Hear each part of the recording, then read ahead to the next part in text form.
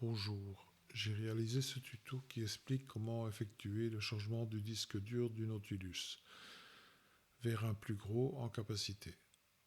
Faites attention au joystick de ne pas le casser en retournant le Nautilus sur la table. Il faut retirer tous les vis du panneau central et l'enlever. Avant de toucher à l'électronique, touchez une canalisation d'eau avec la main pour enlever l'électricité statique. J'ai mis des gants de caoutchouc par sécurité. Alors, il faut enlever les trois connecteurs. Le premier, donc ça c'est le câble d'alimentation. Ensuite, on a le second ici, le noir. Il faut bouger un petit peu, voilà, ça se décroche. Et le troisième qui est ici, ben lui, c'est un peu plus compliqué. Donc j'ai pris un fin tournevis et fait une petite poussée du bas vers le haut en m'appuyant sur le connecteur blanc pour ne pas abîmer le condensateur qui se trouve tout près. Voilà, c'est enlevé. Alors il y a les 4 vis à enlever, 2, le troisième ici dans le trou et la quatrième. Voilà, c'est parti. Oui, mon tournevis était monté, ça permet de ne pas laisser tomber les vis sur la carte mère.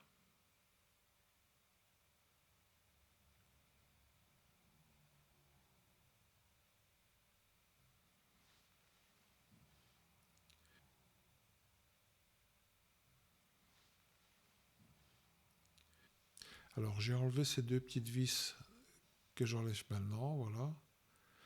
Mais elles ne sont pas nécessaires. Alors il faut faire pivoter la carte pour l'extraire de la base.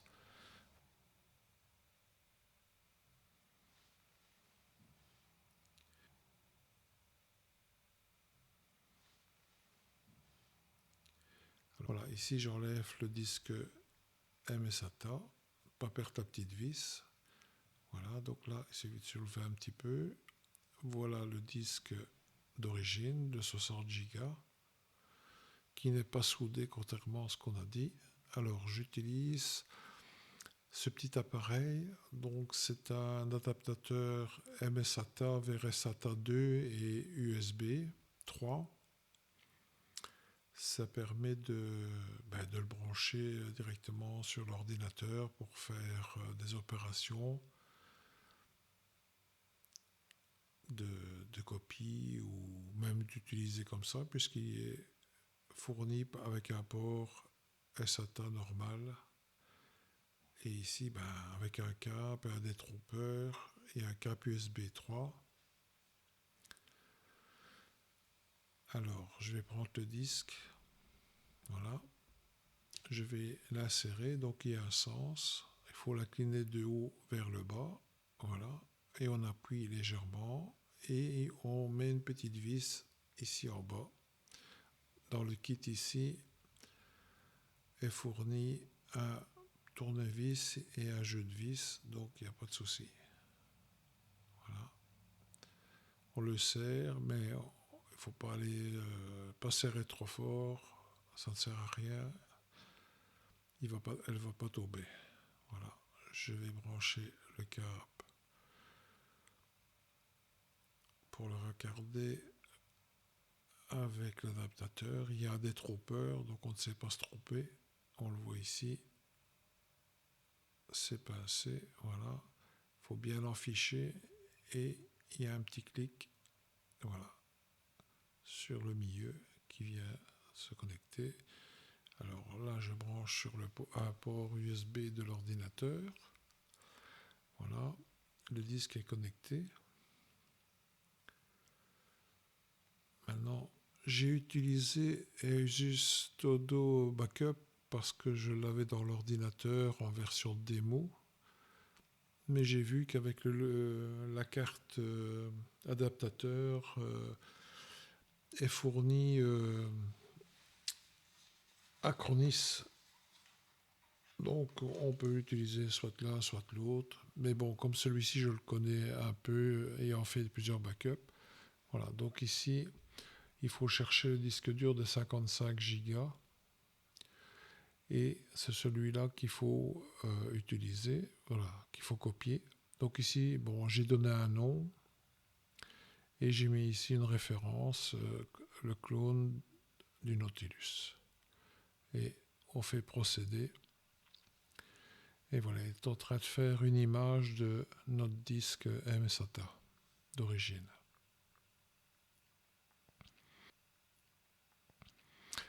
Alors il me dit qu'il y a des problèmes de partition, on ne doit pas en tenir compte, on fait OK. Alors, ça peut générer des problèmes si on n'utilise pas un logiciel qui fait vraiment une image de tous les octets du disque dur à même position. Donc ici j'ai mis en accéléré. Ça a duré à peu près une vingtaine de minutes, je pense.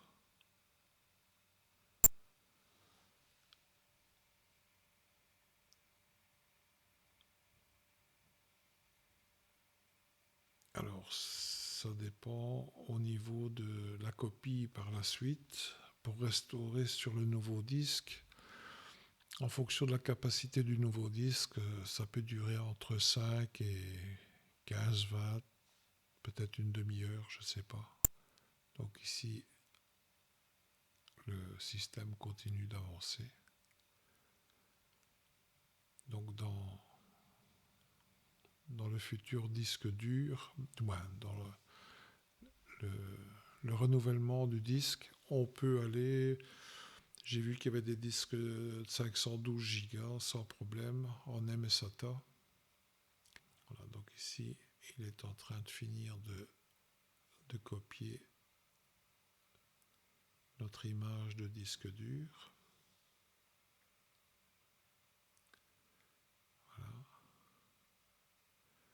Ça va un peu plus vite parce que les emplacements sont vides.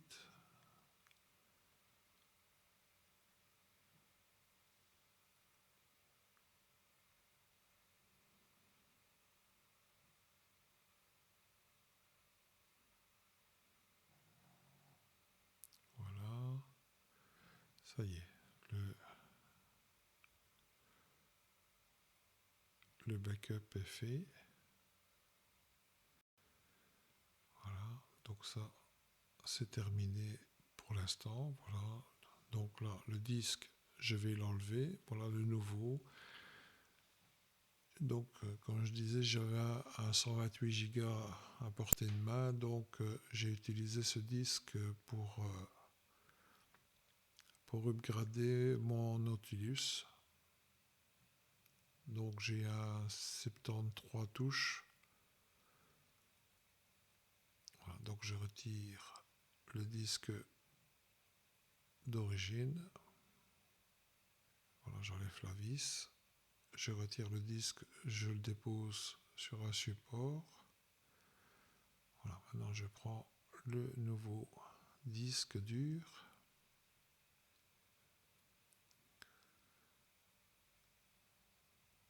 Voilà, c'est ouvert le paquet.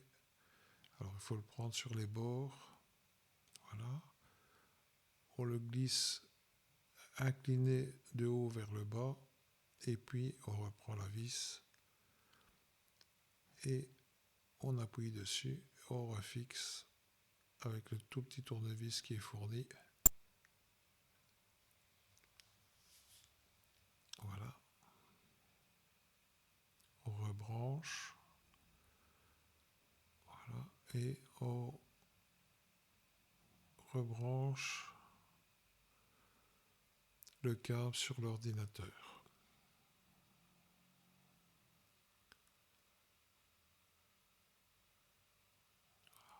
Donc je reviens sur l'écran de base. J'ai laissé le logiciel ouvert. Bon, ici je l'avais rechargé. Voilà, on a bien toujours la fenêtre avec notre backup. Donc si je reclique sur le disque,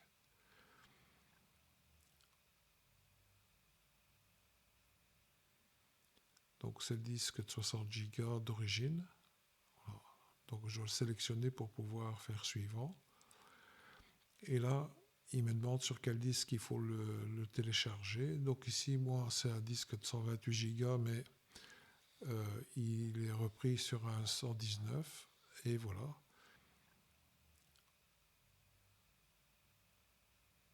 Il me dit, voilà la table de partition. OK, continuez. Voilà comment ça se présente. Donc ici, il y a la partie qui n'est pas attribuée. Voilà.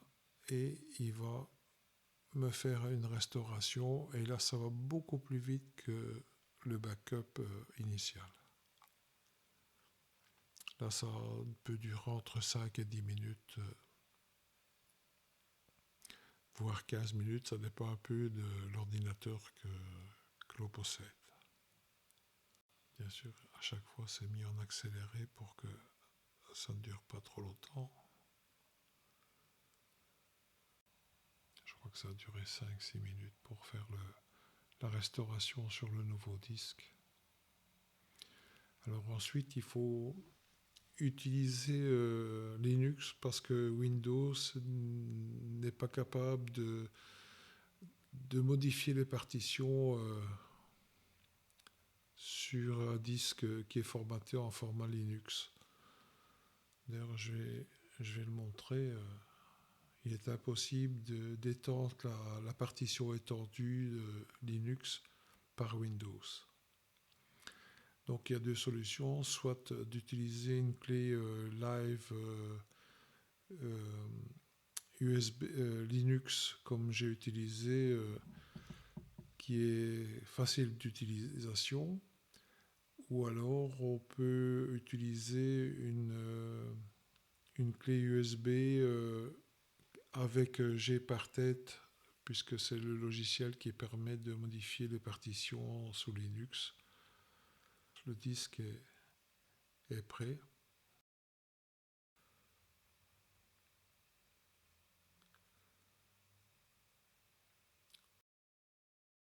Donc ici, je suis retourné sur Windows. Donc je vais regarder au niveau des partitions. Bien sûr, partition Linux n'apparaît pas directement. Mais dans le gestionnaire de disque, là, ça apparaît.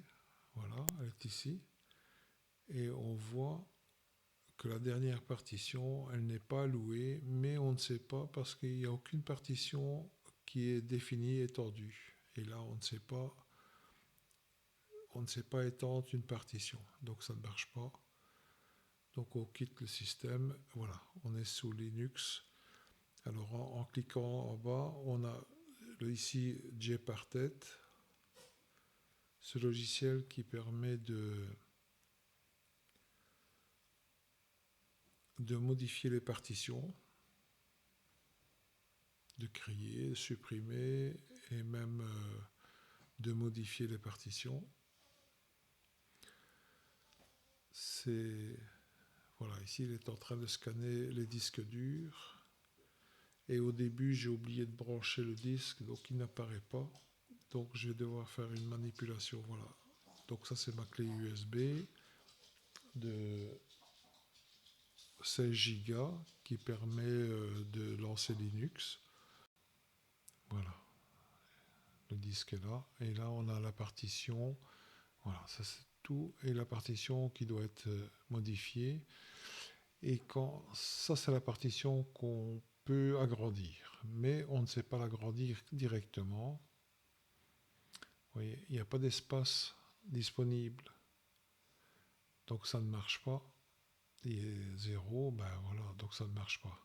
On doit venir d'abord étendre la partition au-dessus, donc dans le standard. Et là, on sait l'agrandir. Alors là, au départ, voilà. Donc je vais mettre la totalité, donc 119 594. Voilà. Voilà.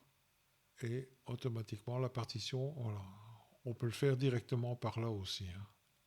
Voilà. Donc là, je peux faire Resize. Donc c'est agrandir. Alors pour l'activer, il faut aller dans Edit et il faut appliquer toutes les opérations. Alors là, il demande si on veut le faire. Appliquer, oui. Hop, ça y est, c'est très rapide. Donc il me dit ça a été fait correctement. Alors maintenant il va mettre à jour les tables.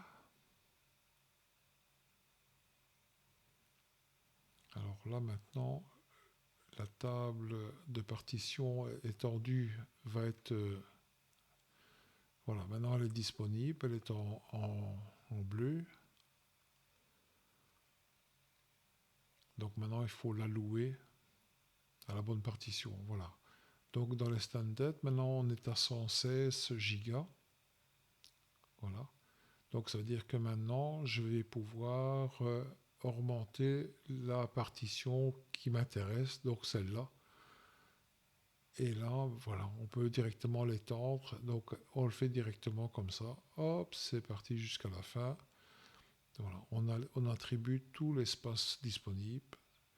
Alors on revient toujours dans Edit, on fait appliquer les opérations et là on demande d'appliquer. Et là il va faire la même chose, il va agrandir la partition utilisateur, quoi. Celle qui nous intéresse pour agrandir vraiment le disque. Et voilà, c'est complet et réalisé correctement. Et voilà, on a vraiment le disque dur qui est complètement agrandi. Maintenant, il n'y a plus de partition non allouée. Elle est vraiment, elle occupe tout l'espace du disque dur. Donc les 128 Go.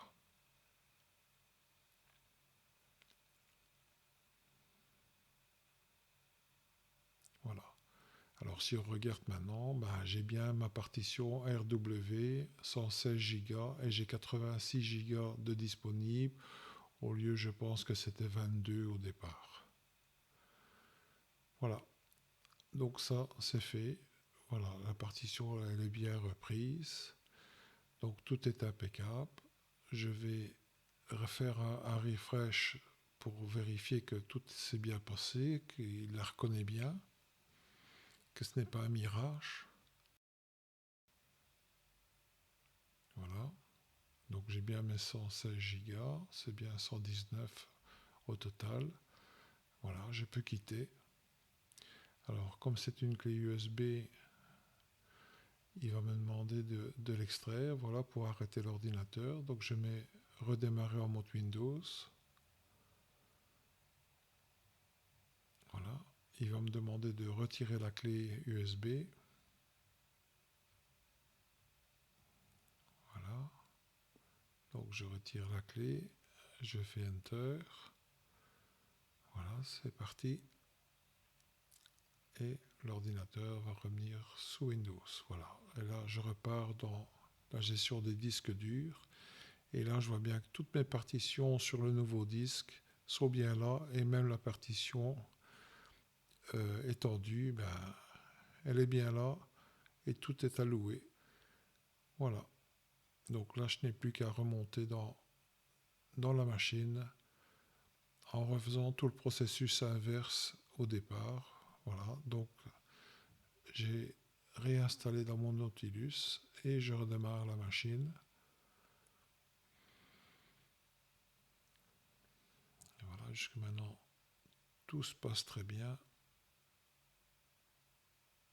Donc de ne pas oublier quand on remonte la carte mère de bien mettre un point de colle.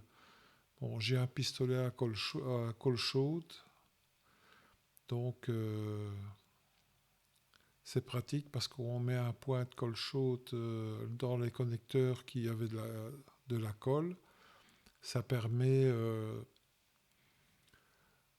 que si on doit se déplacer avec le Nautilus, bah, que les connecteurs ne se défassent pas avec les vibrations et que ça ne crée pas des pannes. Voilà. Donc là, pour rappel, je suis en version 1.1.1, donc la dernière version du Nautilus. Voilà, là on voit beaucoup mieux.